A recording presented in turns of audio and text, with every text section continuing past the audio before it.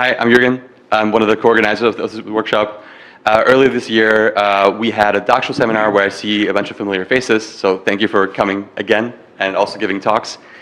The purpose of this workshop is to talk to each other, right? It's not about having specialized talks. This is just the, let's say, to ignite the conversation. But I feel like this is a really good segue into opening up the conversation to everyone here and to see, given what we heard today, what can we say about configuration? And I thought we had really cool talks today.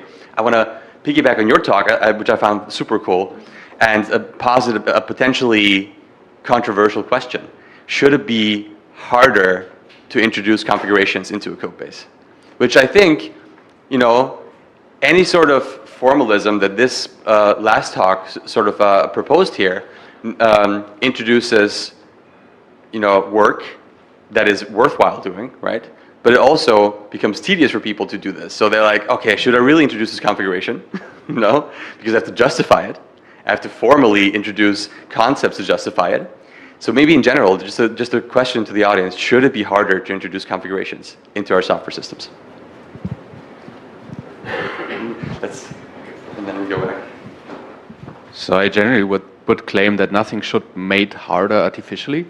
But I think generally the discussion of treating configuration or debt configuration as explicit debt, that should be more the focus. So I think there shouldn't be harder to introduce anything, but it should be harder not to reason about the technical debt that you have in general. And having configuration that is not used is just debt.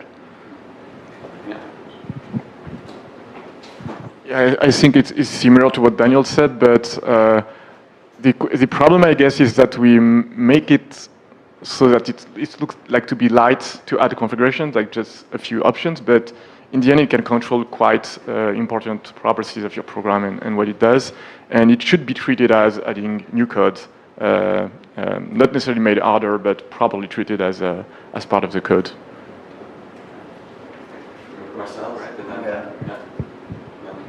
So as a general philosophy, I think it's always good to try to not have more configurations. The less knobs, the better. But it's really hard to make it harder, right? Because if you make certain paths harder, then people's like, oh, let's just hardwire a constant in code. That's also configuration, right? Yeah. Right? And then so it's not so easy, I think. But I think Alex in the back.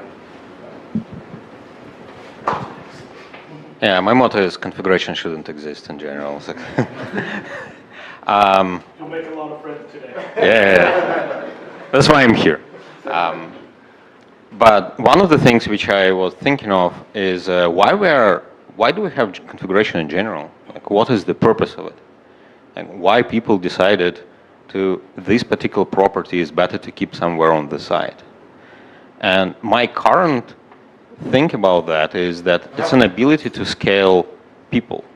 Like the complexity of the system code plus the config is supposed to be lower, and we can let different group of people to focus on different problems. For example, we have an expert who is capable to work on the code, and they don't know how this code will be used. So in the configuration, it's a way how we can scale these people so the experts can focus on the problems they know and care about, and the developers might just not think about all of that and just use something as a tool and use configuration to tell how this code is supposed to work. But I feel like we don't have enough theoretical foundation to build all of that, and it's all based on our speculation, at least from my feeling about this problem. So there's one blog post that everybody in this space should have read. It's very old from Mike Hadlow. But it's kind of whimsical, but it's pretty accurate. And I've been at Google for 20 years, and I've seen this happening several times. So it's called the configuration complexity clock, and it shows how people think about configuration in a corporation and how it changes over time. So you see indeed these fixed values within a configuration, right? Like hard-coded, and then let's get a rule base, and then let's get a DSL, and then oh, that's too complex. Let's go back to code, right? And you see the circle over and over and over again, right? Also, should it be a programming language or a DSL? That's an eternal cycle, goes back and forth. And it's hard to break out of it. But at least it's good to understand how different people can think differently about configuration. And usually it's a zeitgeist within a corporation, right? That majority of people think a certain way based on past experiences, and that's quite important to understand. Anyway, it's a good read, Mike Hadlow.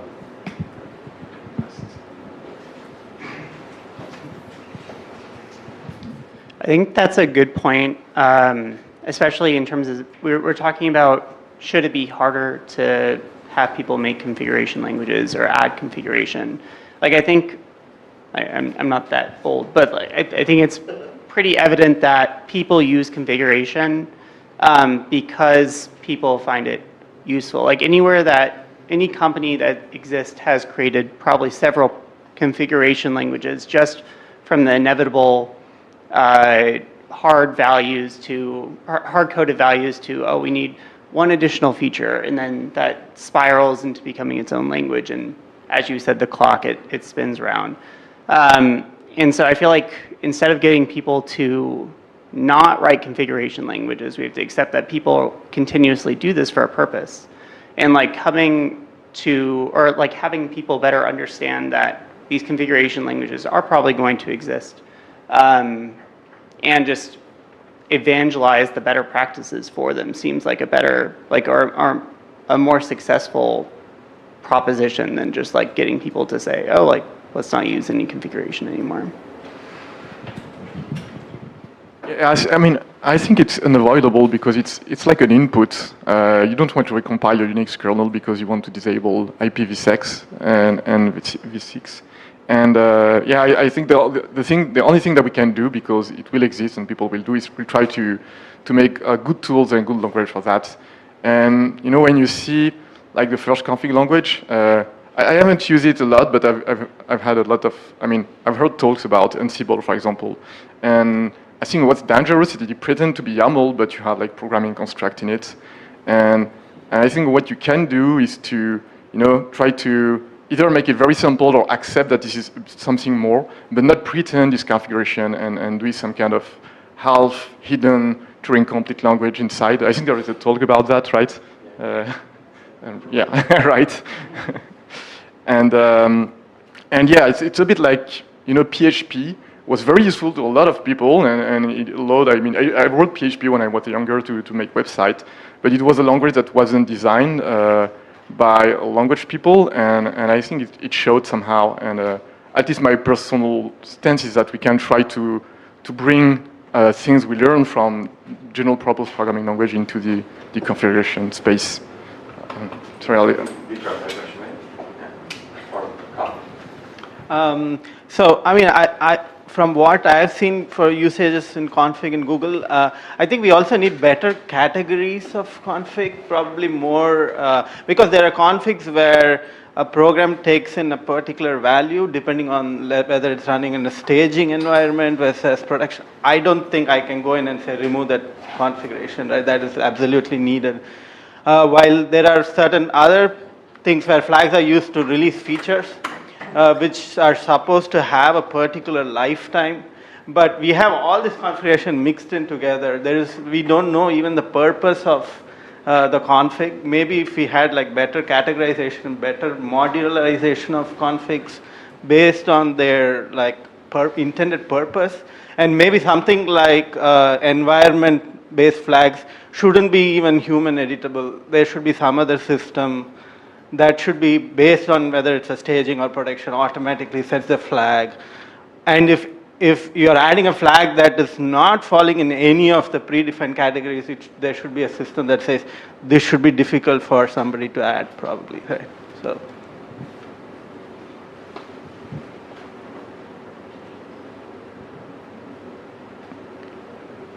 anyone else?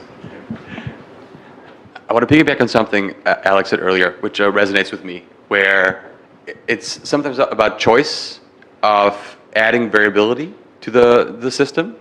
And I think there's a community that I hope someone is here today. Is anyone here from the software product line community? Software product line. It's a whole like sub-community of software engineering, and they deal with so-called product lines, which deal with variability.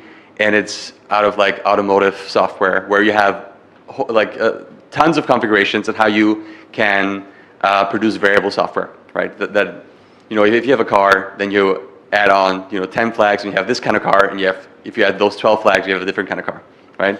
In the end, it's about choice and customization, and I feel like it starts off with a flag because you want to have a choice somewhere, but then you want to give people more choice, and then your language evolves to introduce that choice by people who are not experts in the system, but know how to configure those systems, right? And then as we go and make these languages more complex and more expressible, we get into Turing complete or similar realm, which makes reasoning about these things more complex. Where we go back to your talk, right?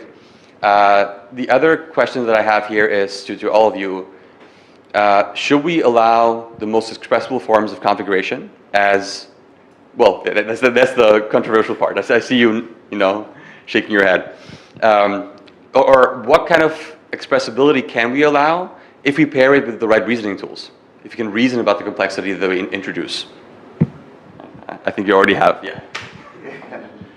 Yeah, I mean, should keep it short now, but we have, so when we designed GCL at Google, there were two big lessons from previous configurations, pre-GCL. It's like, don't do more than one layer of inheritance ever, and don't compute in configuration. So both of which went down the drain very quickly with GCL. I'm sorry, I'm giving my apologies. You were there. Yeah. And so basically, like I think it's possible to. So we also had this idea, like initially wanted to do is like you can actually separate code from configuration by pushing the code to the server. So that's a pipe dream. Like at Google, we thought we could do it because we own the binary, so we can control what goes in there. But from a social perspective, it's not possible because people might want to add options that are not the people that write the binary, and then there's friction and all that stuff. So you have to do computation in the configuration layer, whatever that is. But my sense is just don't, still within the configuration layer, separate the configuration from the computation. There's also computation and configuration, but don't use a DSL for that, basically. It's possible to, with logic programming, you can separate it out easily. You can leave the holes and have this interleaving between execution and configuration. So that's my stance, basically, but not a new one for many people here, I guess. Any other thoughts? Okay. Well, you mentioned the car industry or and so on. I'm not from. My name is Boris Magnusson. I'm from Lund University in Sweden, and have been following for many years what became Sony Mobile, but it was Ericsson and Ericsson Mobile, and God knows the many names they had. And it was a small company in the beginning. It was started by 15 people from Lund University or Lund Technical University, so I knew a bunch of them, and I've been following their work on how they achieved what you were talking about. In the beginning, it was just a few models of their mobile phones, but very quickly they have a couple of hundreds because they have development ones and they have different, radio bands, they have different facilities, different cameras, different vendors or operators that would use them. They would have their own games on them when they were delivered, or their own splash screen. All of these are trivial, but if you multiply them together, you get hundreds and hundreds, and you need to test all of them. So that basically went out of hands. They started with having a kind of script, and so this is not, this is more how you configure, put things together, rather than make every individual part work differently. For example, you may have a hardware thing that was connected to one pin on one configuration, but another setup was the same software, same hardware, but another pin. So you have to have parameters that is not related to the functionality as such, but from the hardware guy's side rather than the software guy's side. So all of that comes together, and they try to in the first round, they tried to make it in different files. So they described these parameters for each build. But that quickly got, after a few hundred of these, and they have to try to get them in sync, it was sort of, they decided, well, we should have all of it in one file so we have overview. And when I got one of, and this is proprietary, so they didn't, I mean, I was looking from the side and tried to help them in one way or the other. I got my hands on one that was 5 years old. When I got it, it was 5,000 pages. And it was all repeated. And it was absolutely no way I got any kind of overview. So at one point, they were behind, and they had to switch to Android. And I don't remember how many years back that was. Then that was panic. So they quickly have to do that move. And they said, we don't want that scrap. I mean, so the 5,000 pages for at least 5 years, more development into it. So it couldn't be printed anymore. And nobody knew, I mean, all of it. I mean, the idea was that when we make a new model, he would take the old configuration and change whatever needed to be changed. And the things you didn't understand, you just left there. So it was, I mean, so they decided that, okay, when they started with Android development, they would not do the same mistake again. So they would put the configuration in the code. So then they had no no way of finding, well, in principle, yes, but in reality, they had no way of finding where is the configuration anymore. And you know where they ended up. Yeah. So you have your own experience with the complexity. Yeah. So but they only did one circle, but so I think this is most of the talks here, and I'm new to this crowd, have been focusing on what I understand, software. I mean, how do you instrument software, how you configure software as such. But if you take the hardware concepts into it as well, then perhaps the difference between code and configuration is clearer, because we don't really mind the hardware, so to speak. We just have to interface with it when you do that kind of gadgets or tools like cars and mobile phones. But that, so there is a clear view what is a configuration, whether that thing is needed or not in this version of the product, so to speak. But there are also parameters burned away. But maybe, I don't know if any of you here or have looked into that kind of complexity or that kind of, well, yeah, some of you. So I think that it's actually a common problem. It's not a problem which is only with hardware. It's every time you're trying to drop your code into an environment. The typical approach right now we're just describing the environment in the config file. Everything is great. What can go wrong? And then the environment changes and no one knows what's happening. And the code is not aware about this as well. So the radical idea is to write the code like a gas. So the environment is given and code is just working in the environment. And if you don't support this environment, the code doesn't work, and throw the exception. So, for example, any model any code which is supposed to work in the cluster management tools or like your containerized software, etc. So, what is my port? Where should I connect? Everything is being provided by the config. But what is actually will be other way around? The environment will tell the code, hey, this is your endpoints. Go connect to them if you want to. Or this is how much memory you have. And then the code can actually decide, okay, I cannot work when I have less than 10 gigabytes of RAM. So that's kind of inversion of control, which solves this problem that you need to define 1 million parameters for your environment. The environment tells your code how to talk to it.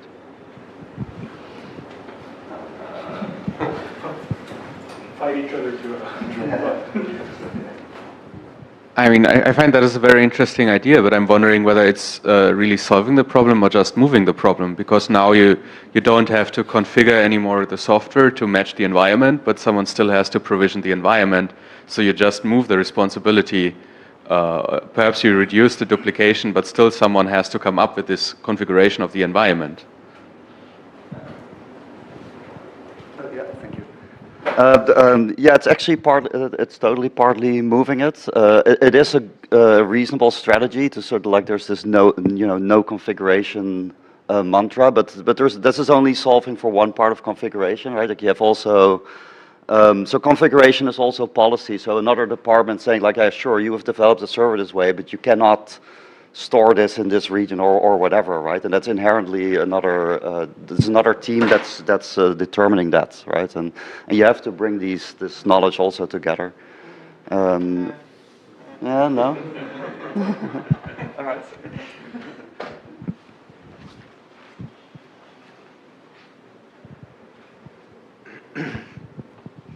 Yeah, so talking about validation, so in my understanding, we can think of configuration like a compilation process where you write your configuration in some configuration language that has some abstractions, and in the end you produce the ground values that will be used by the program or the software or anything you want to interface with.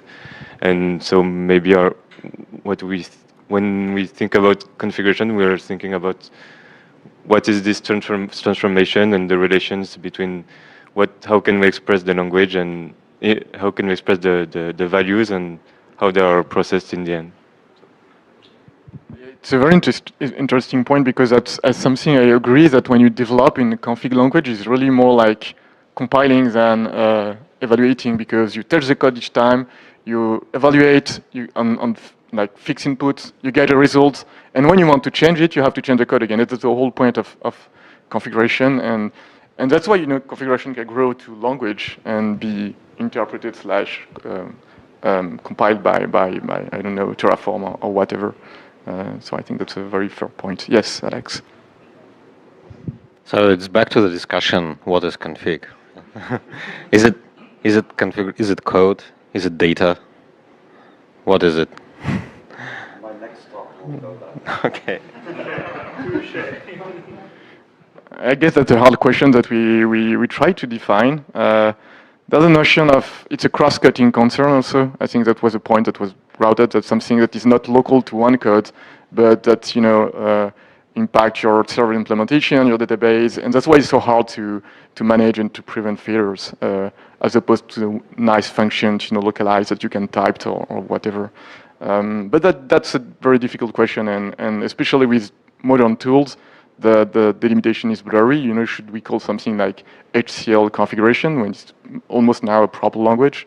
That's good questions.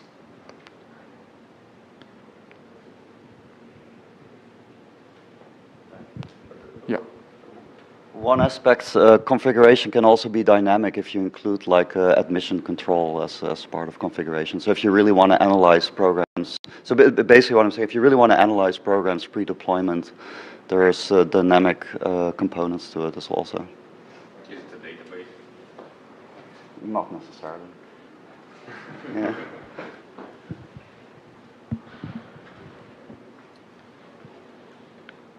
So we're almost at the end. If someone had a question that they couldn't ask, maybe now is the time. I think I have one for David. Like the thing with LLM is that often they hallucinate some results. For example, I use Copilot and on medium-sized code base. In Rust, sometimes they just suggest methods that don't exist, although it looks like they could exist. And it's a bit frustrating because the stupid LSP could see that right away, but this fancy LLM couldn't.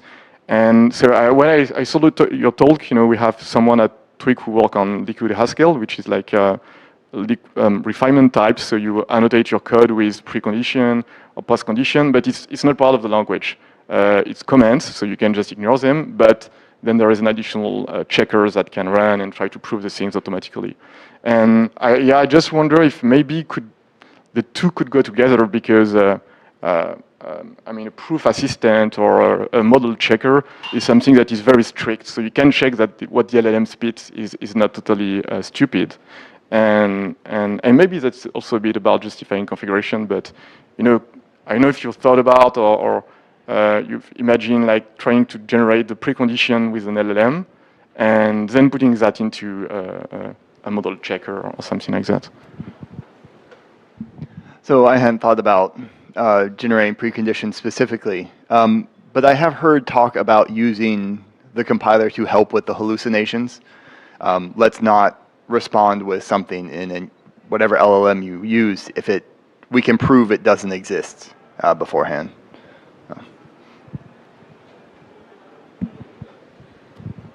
Time. Okay, so it's time for coffee. See you in half an hour.